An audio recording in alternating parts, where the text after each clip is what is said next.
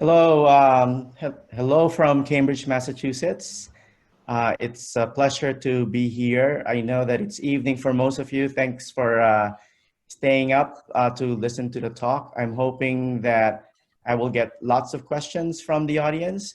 The talk is probably going to be about half an hour, and I'm looking forward to a rich and vibrant discussion afterwards.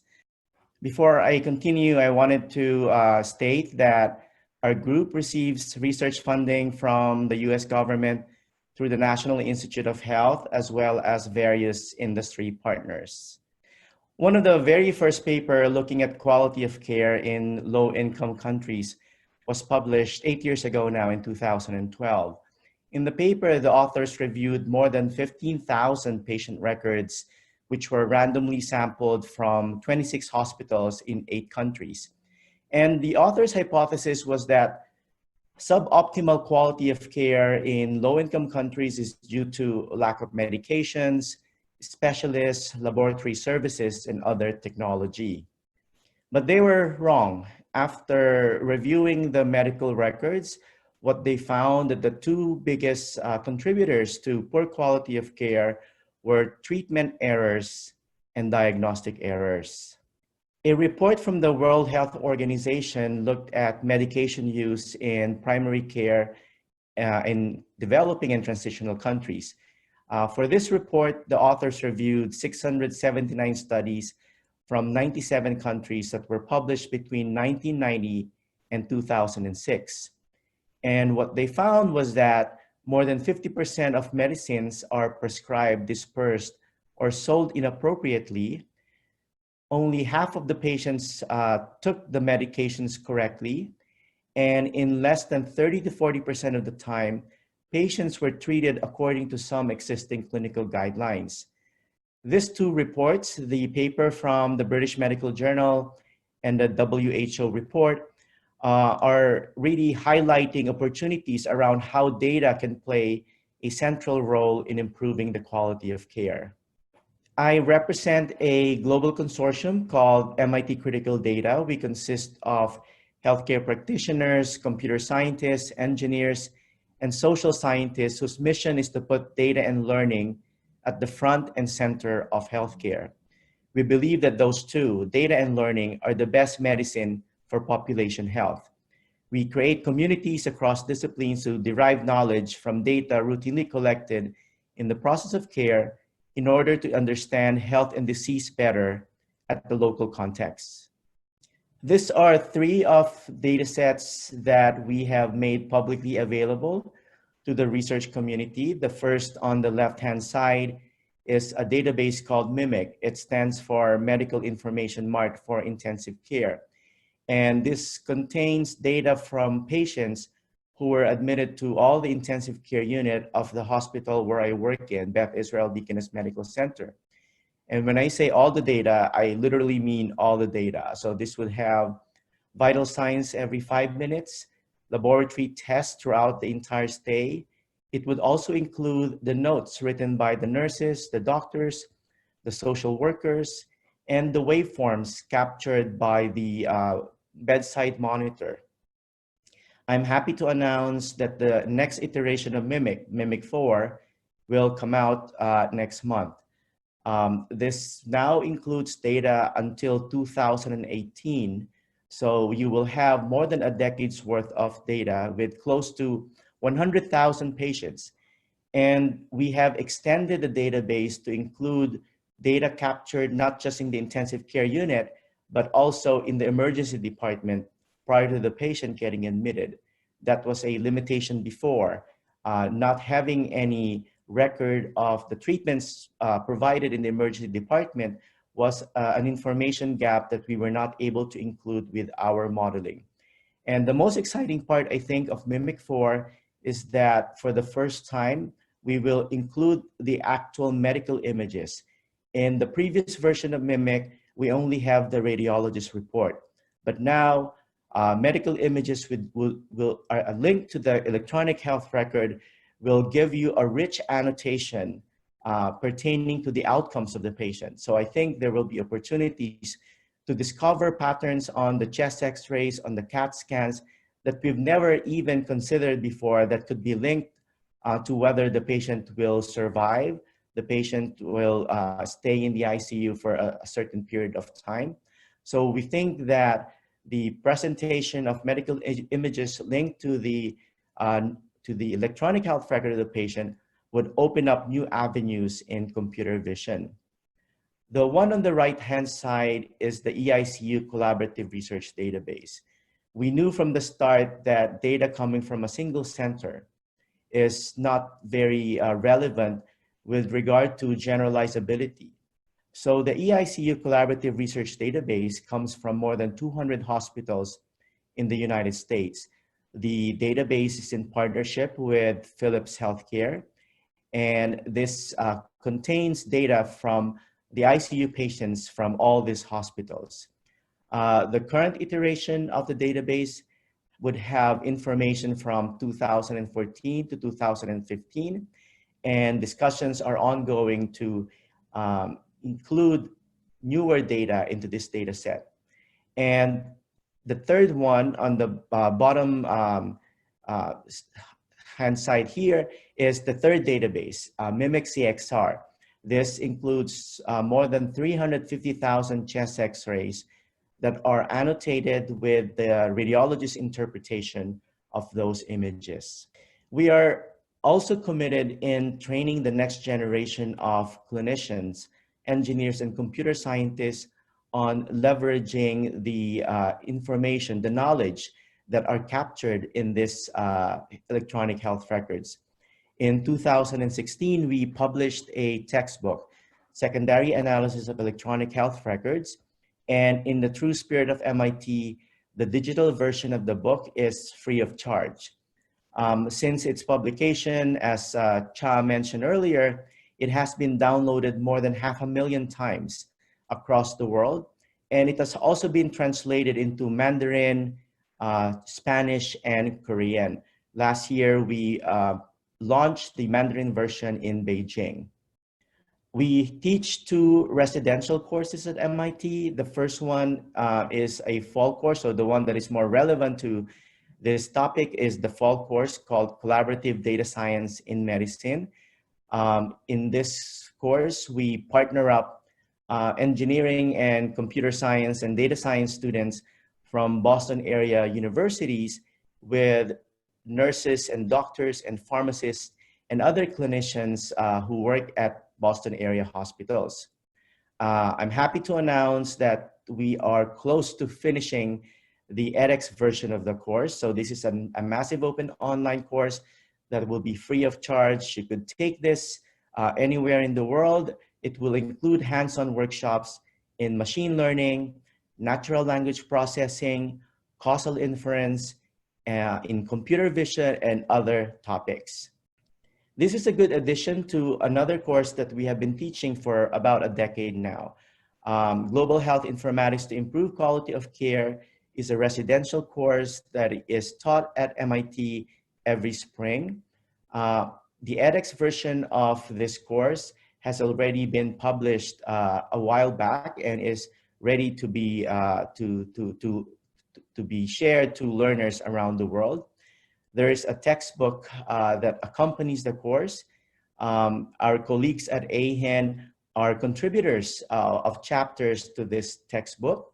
And it has really broadened the reach of the message that we are preaching, which is investing on health informatics would allow health systems to really reinforce the way they deliver their care. And it also allows us to produce the data and facilitate the learning as we care for our own people.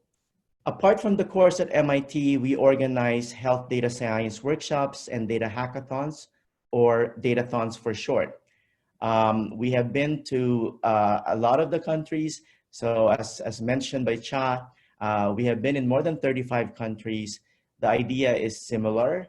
We interface health practitioners, those who are involved with health policy, with computer scientists and engineers. We also bring all the stakeholders that are required to work together. So these are people from academia, people from the hospital network, people from the government, because they're tasked with regulations around health technology, as well as people from technology, from industry, as equal partners in this journey. This is the very first paper that actually introduced the concept of a datathon in the biomedical literature. It came from our group, and it was published in Science Translational Medicine in 2016. I would like to announce that the publication of our third textbook, Leveraging Data Science for Global Health, is going to be next month or September. So either August or September. We're just finishing up the proofs.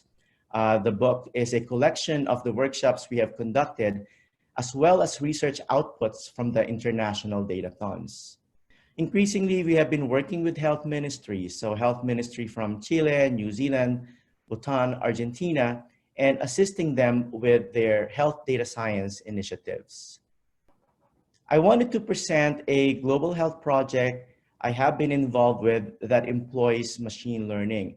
This is in partnership with colleagues in Beijing, as well as colleagues in Sierra Leone in Africa. The research was performed by colleagues at the Sierra Leone China Friendship Hospital, located in the west coast of Africa. I met the lead author, Teng Yue, at a datathon that we organized in 2018 at the People's Liberation Army General Hospital. Malaria is a passion of Teng Yue because his grandfather died from malaria while working in Africa. And that's Teng Yue that you could see there in the picture on the upper right-hand side corner. And that's a picture of us during a large one, probably the largest datathon that we have organized that was in Beijing in 2018. So focusing on malaria, 85 to 90% of malaria deaths occur in sub-Saharan Africa. And according to the World Malaria Report in 2016, the malaria burden is highest in the sub-Saharan African region, where an estimated 92% of all malaria deaths occurred. Additionally, in sub-Saharan Africa, maternal malaria is associated with up to 200,000 estimated infant deaths yearly. Malaria is typically diagnosed by the microscopic examination of blood using blood smears, or the other newer technology is the rapid diagnostic test, or RDT. The traditional microscopic method is the gold standard and primary method for evaluating blood samples for malaria detection around the world. Observation of thin blood smears under a bright field microscope is used as a screening test, and then white light field microscopic imaging with higher magnification and resolution is utilized to identify the species and examine its morphology. In this picture, you could see on the left-hand side, those are the rapid diagnostic tests that are being used now in healthcare centers. And then on the right-hand side, of course, would be your traditional blood smears to detect or to identify the presence of trophozoites in the blood smear.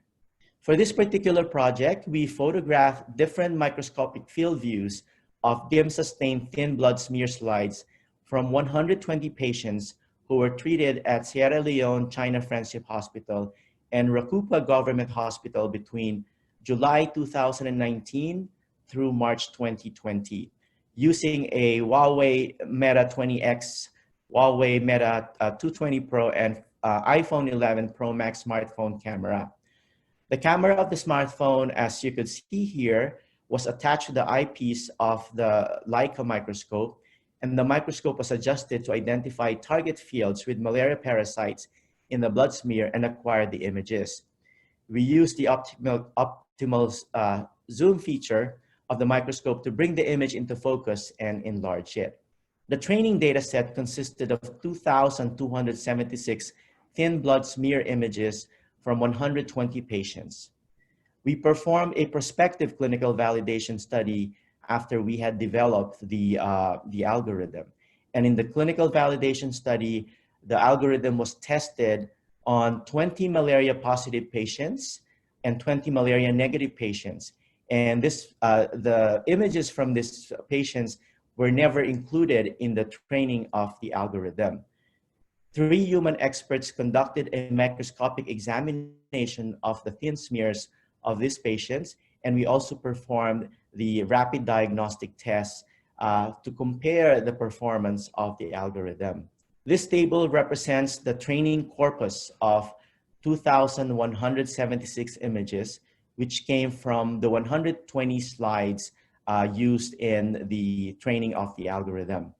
A little over half of the slides were from patients with diagnosed malaria, mostly Plasmodium falciparum. And these are the performance metrics of the models on cross-validation.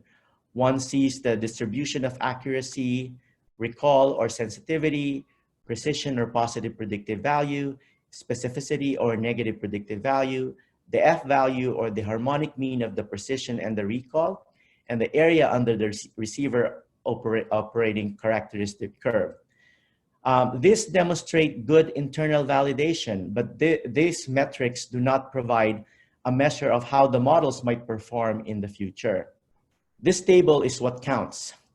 Prospective clinical validation was based on the performance of the algorithm on 40 smears from patients in the hospital whose images were not previously used to develop the model. And we compared the performance of the algorithm to the malaria rapid diagnostic test and to 3 microscopists. As you could see here, it performed better than the RDT, and the performance was as good as the 3 microscopists. But as best practice, we recommend additional tuning and validation prior to any hospital deploying this algorithm to any new setting when possible. And this also should be followed by a pilot field validations. So I wanted to emphasize that it is ridiculous to actually sell algorithms to places that were not included in the training of that particular algorithm. At the very least, you need to measure the performance of the algorithm first on your own local population. And I suspect that you will need to recalibrate the algorithm. And most importantly, the algorithm has to be continuously tracked, continuously monitored after it is deployed, because what we would expect is that the performance of the algorithm will wane over time. So artificial intelligence algorithms are not like laboratory equipment. They're not like X-ray machines that once you have bought it, you can use it indefinitely. Algorithms need to be constantly recalibrated because its performance will change as the demographic of the patients change over time, as new practice patterns evolve, because this would affect the relationship of the features that are used by the algorithm to the prediction or the classification outcome. And to us, really, the idea of putting intellectual property on algorithms, to us, it demonstrates that there is not a very good understanding of what artificial intelligence is really about. So once, I would like to repeat that once you deploy an algorithm, it is crucial to track the performance by periodically testing against human experts and recalibrating the model as needed. I'm gonna change gears for a bit and discuss data and learning in the era of COVID. This here is a picture of a New York Times article dated September 14, 1918. So a little over 100 years ago. In this article, they quoted the Surgeon General at that time. His name was Rupert Blue. And he said that during that time, of course, the world was in the middle of a pandemic. He touted that doctors in other countries were treating influenza with the anti-malarial drug quinine. And there was no evidence at that time that quinine works, but the doctors were desperate. They were willing to try just about anything, and so they did. They would eventually abandon the use of quinine, the anti-malarial drug quinine, when subsequent analysis showed that they were not only ineffective, but caused serious and sometimes deadly side effects. I wanted to point that out because it seems like humans did not learn anything over the last 100 years. We're exactly in the same situation with hydroxychloroquine 102 years later after the first pandemic. In the first few weeks of the pandemic, knowledge about the disease and its treatment was generated from sharing of anecdotal observations and small case series. And although healthcare professionals like us, we use modern technology to communicate, never before has the failure to build robust data sharing systems for large-scale, near real-time analysis in healthcare been more obvious. In another editorial shown here, we post the question, where are the pooled patient-level data? And of course, this failing is not rooted in an absence of technology or precedent. As I had presented earlier within intensive care, for instance, the MIMIC database has been a model of publicly available de-identified electronic health record data sharing since 2008. It is a testament to the possibility of data sharing beyond Beth Israel Deaconess Medical Center's critical care department and hospital. We have close to 15,000 users of the database, and prior to being given access to the data set, they signed a data user agreement that requires them to share their codes and queries to allow others to replicate or build upon their analysis. This is the MIMIC code repository where one can find the queries that you can use for research in critical illness.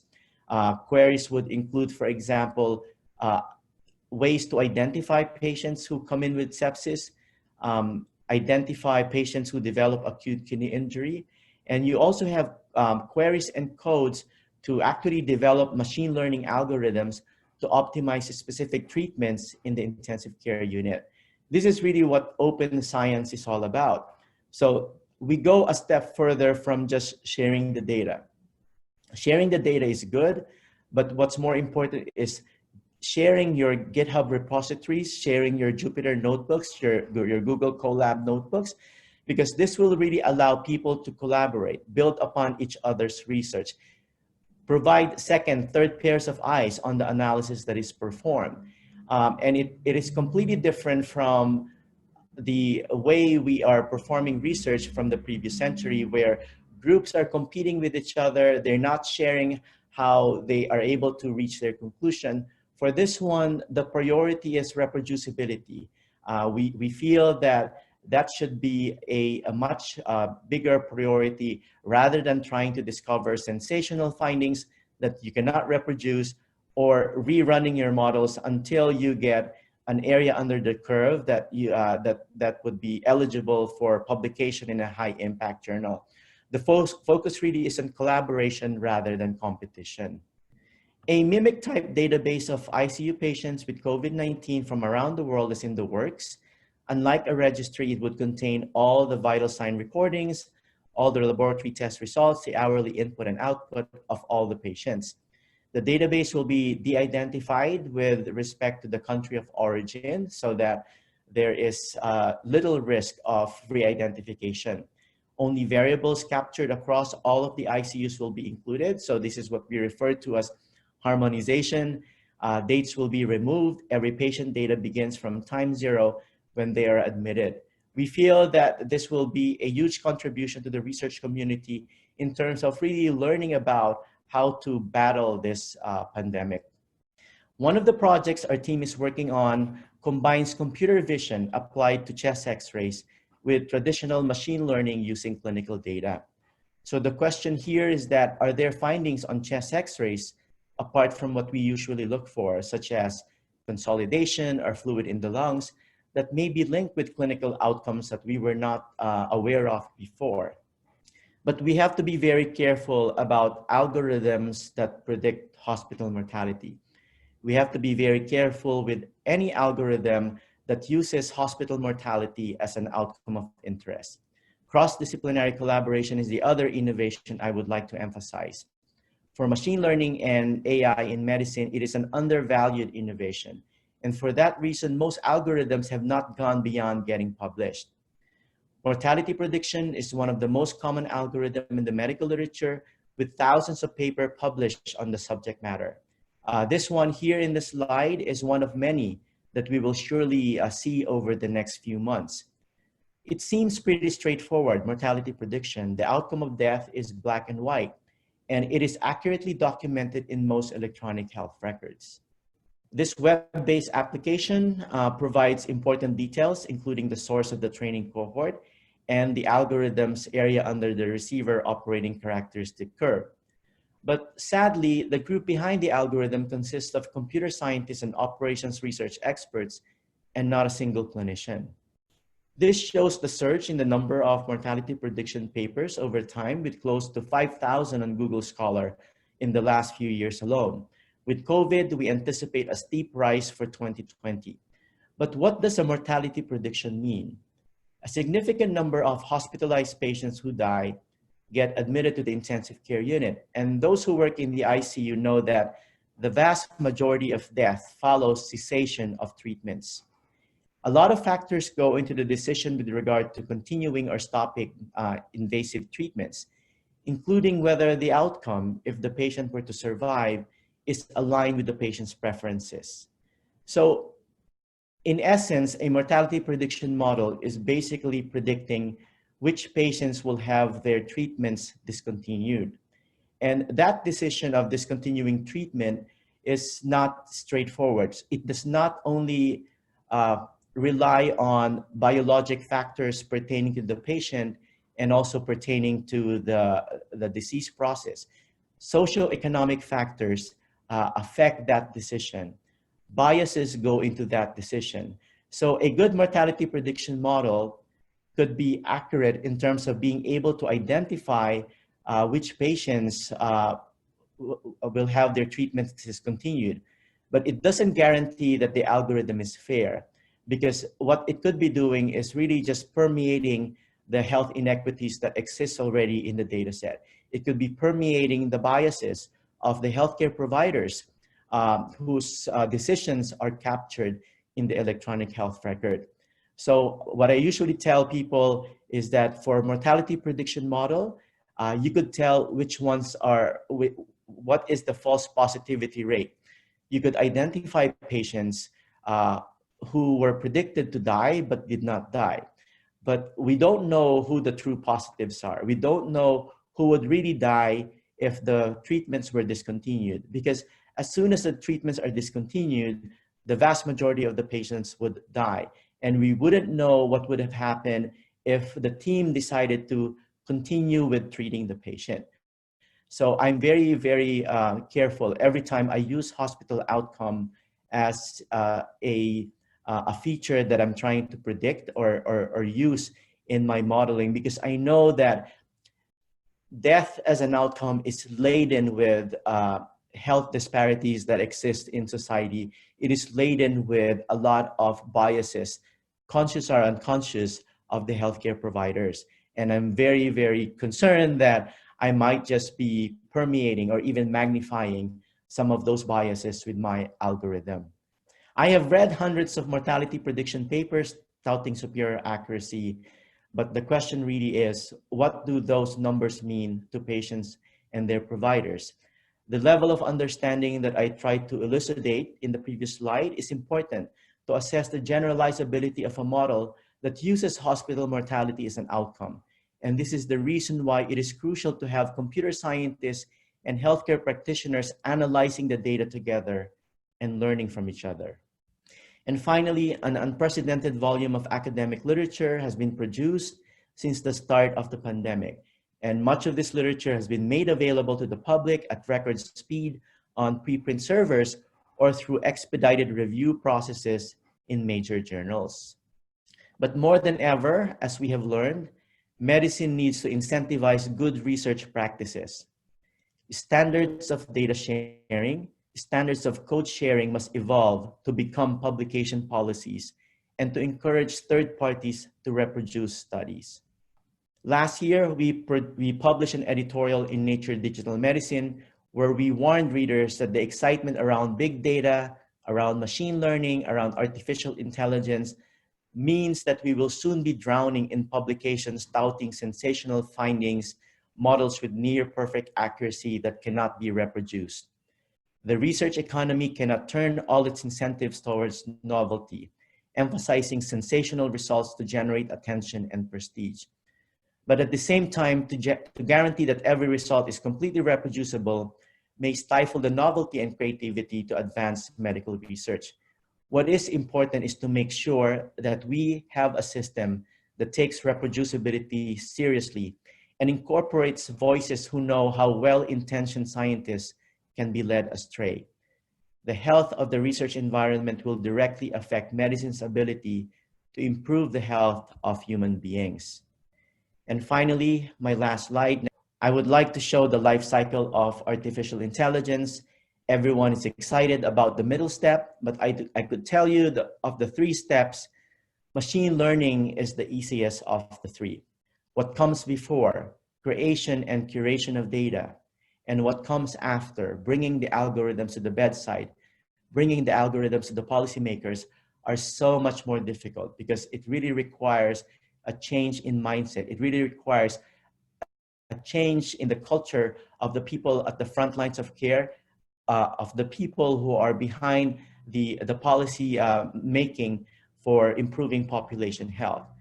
And the first step and the last step is where we need more brilliant minds. We don't need any more people with machine learning skill set. I keep telling the students that I have is that you don't differentiate yourself anymore just by having data science skills. I could work with high school students from the Philippines, from China, from India. And if you give them the right problem, if you give them the right data that has been curated, they can easily come up with the best algorithms. Where we really need to invest our talent, where we really need to invest our time is in the creation of the data sets that will allow us to address healthcare's biggest problems. So enough of the algorithms in image-based specialties such as radiology, ophthalmology, dermatology. We need algorithms in primary care. We need algorithms in mental health, but sadly, no data sets exist. So we are not really attracting machine learning experts in those fields. So somehow we need to have a roadmap. We need to identify what are the priority areas where data science could really improve the way we deliver care. And finally, we need to invest more in really pushing these algorithms from the journals into the bedside.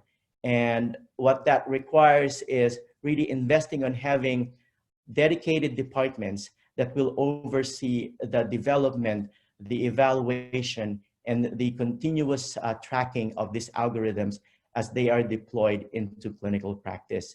And with that, I'm happy to answer any questions from the audience. Thank you.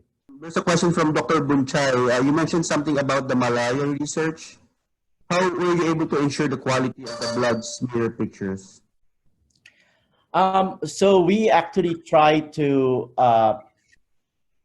do less of the cleaning, because you need to be aware that some of the smears that you will be using this algorithm for in the future may not be perfect. So I always say that you have to simulate real world as much as possible. You cannot just include smears that are perfectly centered. So it's important to have noise when you're building your algorithms. We have another project where we are trying to build an algorithm for X-ray interpretation for X-ray images that are taken by the phone. So it turns out that the algorithms that were developed using high-resolution chest X-rays, they perform poorly when you start using them on images captured by phones. And in a lot of areas around the world, this is the default way of getting consultation, is the use of WhatsApp. WhatsApp now probably has the largest collection of medical images because it is being used by doctors and healthcare workers around the world to get second opinion or even first opinion. But unfortunately, the algorithms as they have been developed in high resolution perfect images will fail big time if you try to apply it to these images. So what we did with that particular project is we introduced a lot of noise. We were taking the picture from different angles. We were taking the picture from like phones that don't have good quality. And that is really the only way that you could guarantee that it will perform well in the future. Yeah. And even if you already have an algorithm that you think has near perfect accuracy, it doesn't absolve you to recalibrate it once you are ready to deploy it in another setting. As I said, there are no algorithms that you could buy off the shelf and ready to be deployed. I think that is AI malpractice, if I could use that term now, AI malpractice, to try to just buy an algorithm and automatically use it in a population that hasn't seen that algorithm before. At the very least, you will need to evaluate it, and you will need to recalibrate it if it doesn't perform for your local population. What we're really advocating is that each hospital and clinic would partner up with universities, local universities, and together they develop their own algorithms. There's no reason for you to look at other countries and see what algorithms you could acquire from these countries, because talent is everywhere. We learned that as we went around the world. Talent is not concentrated in few parts of the world. We see them everywhere we go. And the idea here is we need to bring the talents together, because that's the only way we could scale and really replicate the value of artificial intelligence in every country. We have we have a diverse set of audience right now, mostly clinicians as I'm seeing it, but some are also from information technology. There's a lot of hype also, no? A lot of people trying to sell that they have an AI algorithm already that can help us make faster diagnosis. And then you said better for you to just work together and build it on your own. What would be your advice to us when we have people, coming in, knocking on our door and saying, I have an AI for you that can help you diagnose your patients?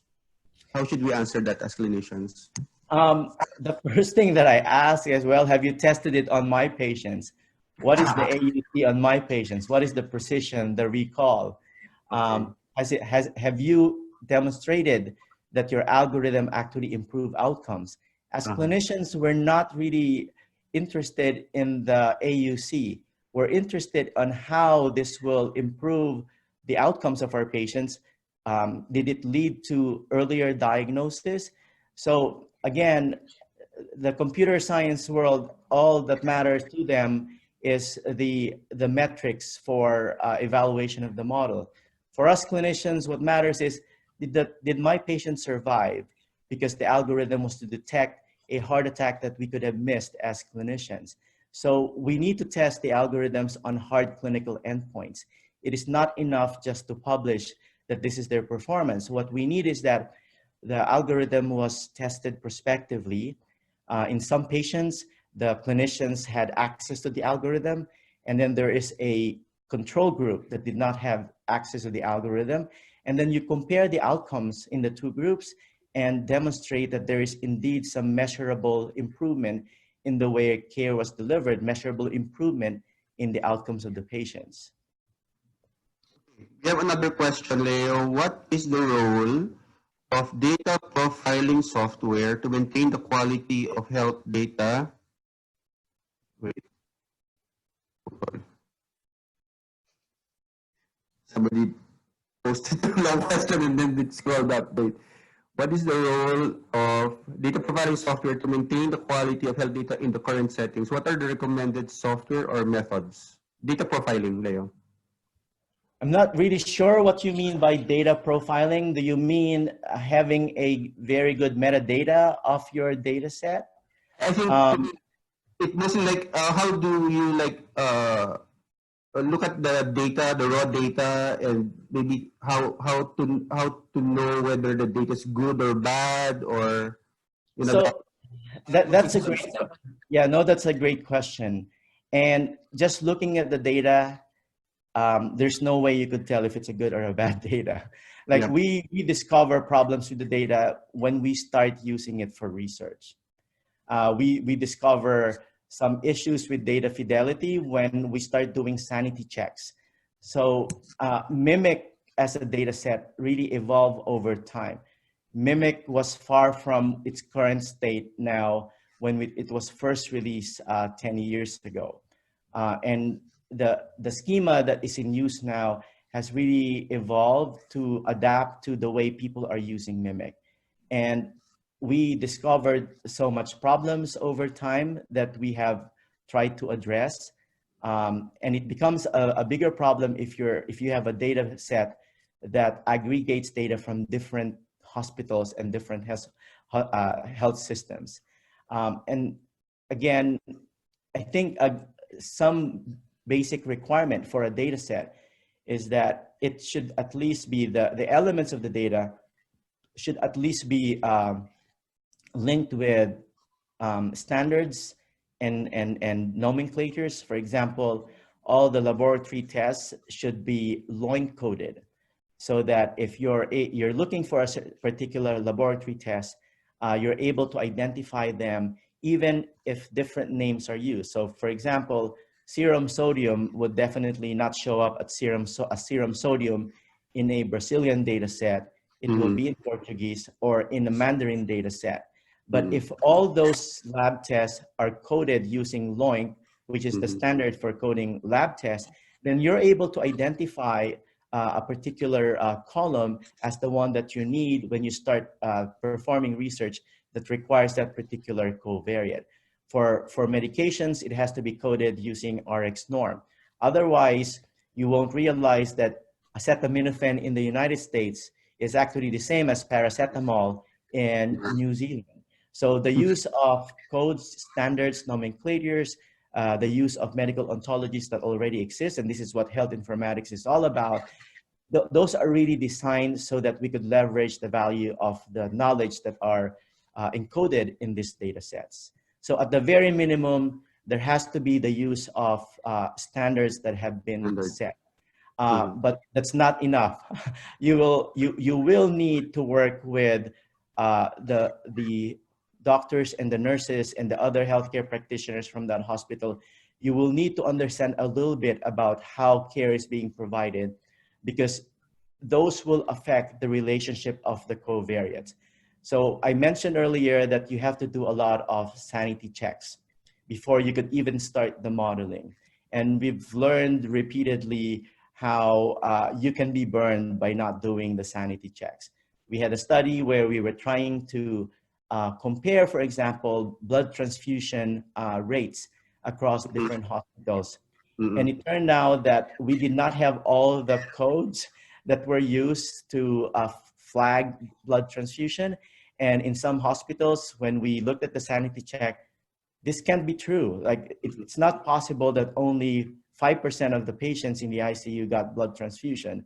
So we realized that our query was not complete in terms of identifying all these patients. So there are minimum standards to guarantee that this data set could be good enough for research, but that's not enough.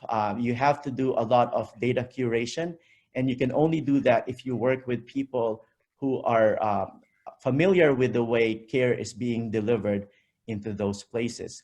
So I would like to say that the data curation part, the data cleaning, the sanity checks, that takes 90% of our time. The actual machine learning, the modeling, that is easy. Once you have identified your study design, once you have cleaned the data, the machine learning probably takes about 10% of our time. So the clinicians are not off the hook because they're going to do 90% of the job, which is curating the data. They're the ones going to do the sanity checks.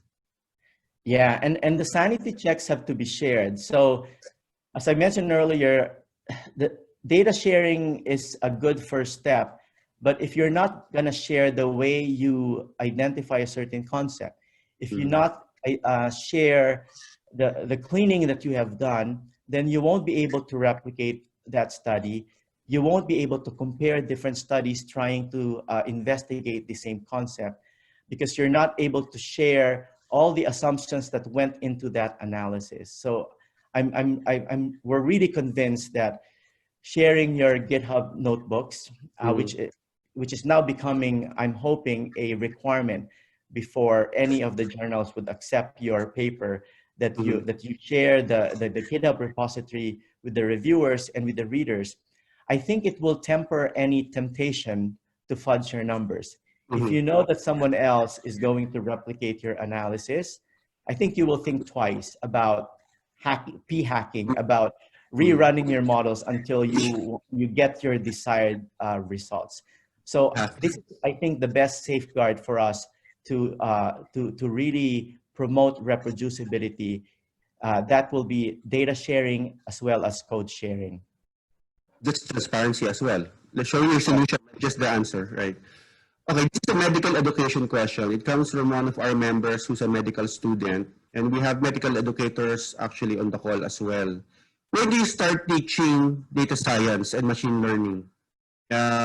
Is it just for clinicians? So do you need to be a graduate first? Do you need to be a practitioner, or is it just for researchers? Leo.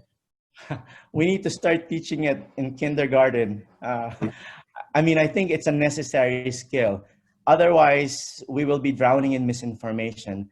The only way that the misinformation experts are winning the war now is because they're relying on people not being able to understand data analysis on their own. So I think data science should become a core competency in medical education because we are going to be, as I said, bombarded with more and more data analysis. And if you don't have an understanding of at least the basic concepts around machine learning, then you will be duped. You will be duped by people trying to sell artificial intelligence to you. You will be duped into using them without knowing the limitation of those algorithms, and we will be harming more people. I think that is a very important topic now. How do you integrate this into medical education? There's not a whole lot of best practice at this point. There are some medical schools that are really promoting data science as a core competency. We're hoping to learn from them so that we could scale some of the best practices that they have identified, but this requires a lot more brilliant minds, a lot more medical education experts to come to the table and hash out, flesh out, how do we move forward? So can you speak more about the course that you're opening in edX? Is that something we can use as a response to building capacity for data science in health, Leo? Yes, so I mean, the reason why we're creating this is that it would really drum up interest. You will have some basic materials that you can use, that you could build upon. In addition to this online courses, we encourage our partners to have more of those events that we organize. It's not enough to just understand the concepts behind data science. What's more important is to change the culture on the ground, to really take down the silos that separate the clinicians who understand healthcare with the computer scientists, with the informaticians. They have to work together. Somehow the clinicians have to be invested in improving the way they deliver care. And also we want them to demand that they use guidelines based on research from their own patient population and not guidelines that are handed down to them from the American Heart Association or the European Association of Diabetic Medicine. Somehow there has to be a strong interest in really learning what should be the targets, for example, for blood pressure or blood sugar for your local population, because it may not translate to the same outcome. So a certain target of an HbA1c of 8 may not be true for the people in the Philippines or Thailand. Maybe it should be lower, maybe it should be higher. But there's no way to know until you start looking at your numbers. What are the numbers associated with heart attacks? What are the numbers that are associated with stroke? The analysis is not straightforward. There will be a lot of confounding, and this is why data science is still evolving as a field. So we're now seeing really a convergence of causal inference with machine learning, because we are not able to do clinical trial for every question. It is not logistically feasible or even economically feasible to perform a clinical trial in every country just to know what really works for the local population. So somehow we need to leverage the information that we're already collecting in the process of care. But we can only do that if we understand data science, if we make an effort to really making sure that our clinicians have some basic knowledge of this field. And we have to make sure that our computer scientists have a good understanding of healthcare and are working with them, working with the doctors and the nurses and the pharmacies alongside from the beginning of the project. Okay, we have a few more questions with 5 minutes left, Leo, so keep the answers short as much as possible. Have you considered or implemented peer reviews for algorithms for predictive analytics? That's here, and he shared a link below that question. Peer review for algorithms for predictive analytics. I mean, the peer review for algorithms is just finding out how they perform on different population, right? And you cannot do that unless you have access to their GitHub, to their Jupyter notebook. I mean, you could peer review their methods, but in the end, even if their methods are fine, again, it doesn't absolve you to test it prospectively on your population before you deploy it. To me, that is the most important peer review, is to find out how it performs on your population. Or just the pseudocode of the algorithm? Do you need to see the source code or just the pseudocode? Leo? Say that again. Do you need to see the source code of the algorithm or just the pseudocode? To me, as I said, there's no point trying to get intellectual property on algorithms because algorithms have to be continuously changed. This is not like coming up with something to measure your blood sugar, because an algorithm has an expiration date. It will only be accurate within a certain geographic space. It will only be accurate within a certain time, location, what do you call this, time period. So to me, the revenues would come from really assisting hospitals in creating the infrastructure to develop, evaluate, and continuously monitor algorithms. I think the money will come from the deployment and making sure it performs well. I really try to discourage startup companies to sell algorithms, and I discourage hospitals from buying algorithms. I don't think that is the right business model. Okay. Quick question from Dr. Benji. He's a public health practitioner in the Philippines. Would you advise incorporating disbursement data in an EMR, or it should be separate? And then this is really the reason why we need a separate artificial intelligence department. So clearly you cannot be running your algorithms on the system that is in operation, because you might inadvertently shut down the operation and then you shut down the hospital. So there has to be a mirror database, which would be the sandbox really for your algorithms. That will be your sandbox for developing your algorithms. That would be your sandbox for seeing it and how it performs live. Because again, the algorithms that are being developed now, they were developed on retrospective data, which means that you could address missing data, you could clean it up. In the real world, there's no time to clean it up. So somehow it has to be flexible enough to be able to identify noise right away, artifacts, and it has to have some imputation method if it is lacking a certain covariate that is very important for that prediction or classification. So again, creating an algorithm in retrospect is very different in testing it prospectively, because the situations are very different. And this is why, as I said, you need a mirror image of your data set that could act as a sandbox for AI that is separate from the one that is being used by the clinicians and by the patients.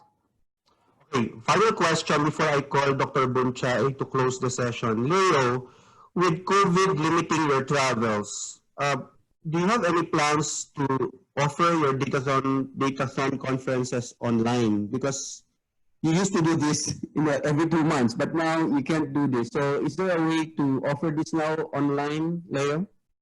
I think we just have to be patient. So we had a datathon in May, and it was successful in terms of really, datathon. bringing together the clinicians and the data scientists. And some of the output has already been published, for example. Wow. But I think it loses the magic of the event. So a lot of the magic is really what happens during the coffee breaks and what happens during the meals. So Right. to me, the main value of this is really changing the culture on the ground. It's a meetup for the stakeholders to understand the value of each other's expertise. And what I tell our partners is just hold on. I think 2021 will be different from 2020. And to me, I think we could wait a year before we could resume our partnership. It will happen next year. Don't worry. Okay, we'll take your cue on that, Leo. We're eager to continue working on capacity building for big data and AI. So I'll call Dr. Bunchai now, our chair from AeHIN, to close the session. Thank you, Leo. Hello, can you hear me? Yes, Dr. Bunchai, go ahead. Yeah, thank you, Leo. You always be our idol on the data science.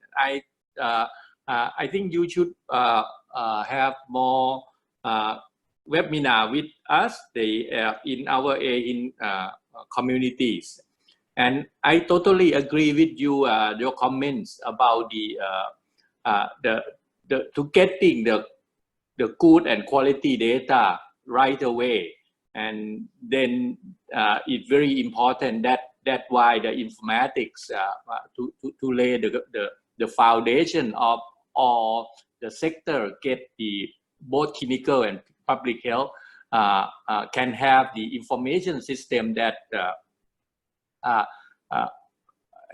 can produce or collect, and also the quality, the data that is good for both at the point of care and also for the analytics and research, and also the that the machine learning and or AI will be benefit enormously from the good data. And I also I think you have motivate us on the sharing the data. I think the spirit of promoting sharing data and make it open to people to get the benefit from the data that we already collect is one of the I think the good public good and spirit that we should nurture between our community about this. I also advocate and also try to promote this in my country, but it seems like we still have a lot of the barrier of the mindset of the people who would like to hold on their data to get even they don't use that for this. And I think the mimics it also I mean motivate us or also encourage us that we are coming to the right track. Before I think we should work more closely together, and we AeHIN, as I said, we are knowing the importance of the data, the quality of data. That's why we encourage every country, every community to filling the gap, the governance, the architecture, the people program, program management, and also the standard and interoperability. Because if we don't have the good data, then the machine learning AI will not very good use for both public health and clinical for the clinical care. So thank you again, and I think we hope that we can do the data hackathon soon after we have a COVID vaccine in the next few months. Thank you, Rio, and thank you to all the audience attendees. We will sure have Leo with us in the near future. Thank you, Dr. Bunchai. Okay, thank you. Hello. Bye. we will invite MIT critical experts again, Dr. Bunchay, in our next webinars. I think we need to learn more from them. And so, Okay. thank you very much, everyone, and good night. Thank you, Dr. Okay. Eicu, Dr. Bunchay, and to the audience. Bye. Thank you, Leo. Thank you, everyone. Bye. See you soon. Thank you, Stay Leo. safe. See you. Stay safe, everyone. Bye.